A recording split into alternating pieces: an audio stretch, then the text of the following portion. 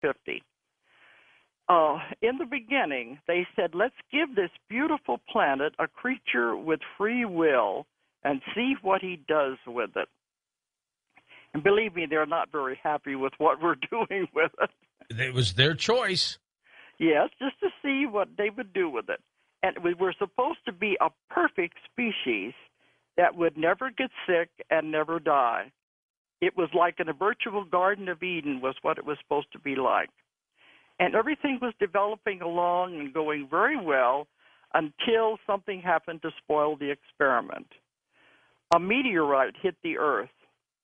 And when it did, it brought a bacteria that was not was alien to the Earth.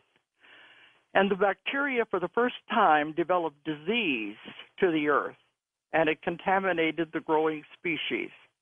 And at first, there was a lot of sorrow and sadness. They said, what do we do now? They went back to the councils, and there are councils over solar systems, galaxies. They're the ones that set the rules. They went back to the council, and they said, what are we going to do now? Our experiment is ruined. Do we just destroy everything and start over again, or do we let it continue developing on its own?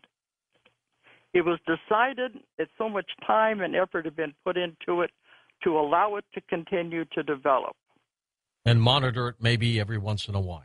And this will help people understand what the ETs have been doing up into our modern time. It's not invasive. It's not negative. They've been keeping track of us and watching us because we're their children. And they said the human species is so important, it must not perish. So the idea that they're here to take over the world doesn't fit into this at all. It's just misunderstandings of people. But along the way, as the species began to develop, it needed different inventions along the way, different things to help the species go, like the invention of fire, the being taught how to plant. Now, every culture in the world has the legend of the culture bringer. They always have someone, the corn woman with the Indians, someone who brings agriculture, someone who brings fire. Some kind of knowledge to them. And they always come in the legends from the sky or from across the waters. That's true. These are the ones who came to teach the developing species, and they lived among them, and because they could live as long as they wanted, they were treated as gods, and these are the legends of the gods that have come down through us through all the cultures, where the ETs living among them, teaching them the different things. And I asked them, the Star Trek, the Star Trek directive of non-interference is very, very real. It's not fiction. Once this was set up, give them free will, you cannot interfere in the development of a civilization. No matter what. No matter what, except there is one exception, and that's what I'll get into during the show. This is why they had to take action. But you cannot develop into the development of the species. You cannot interfere. So all they could do was watch and see what we were doing and shaking their heads. But I said, well, what about when you come and give them fire, you give them corn, the planting? Every time something was needed, someone would come and give it to the human race. Sure. I said, isn't that interference? They said, no, we give them to them one time as a gift. They see that as advancement, I would guess. Right? Yes, advancement of the species. What you do with it is up to you. That's the free will. And often they said the way the human species is, you would turn it into a weapon or you would turn it into something it was not intended to be.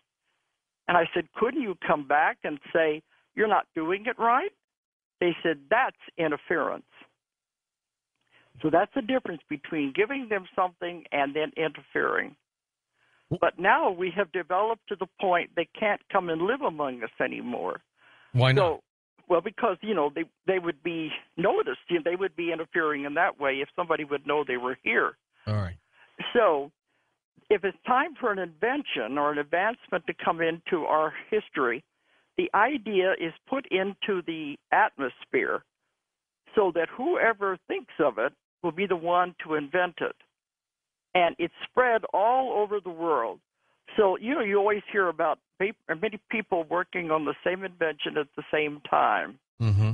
And they don't care who invents it as long as it is invented in the timeline. So that's how we're getting our information now. So they basically put this information out into the universe, basically, and let it grow. You know, people get a brilliant idea in the middle of the night, a dream, or all of a sudden an insight. And I've talked to many people all over the world who are working on free energy.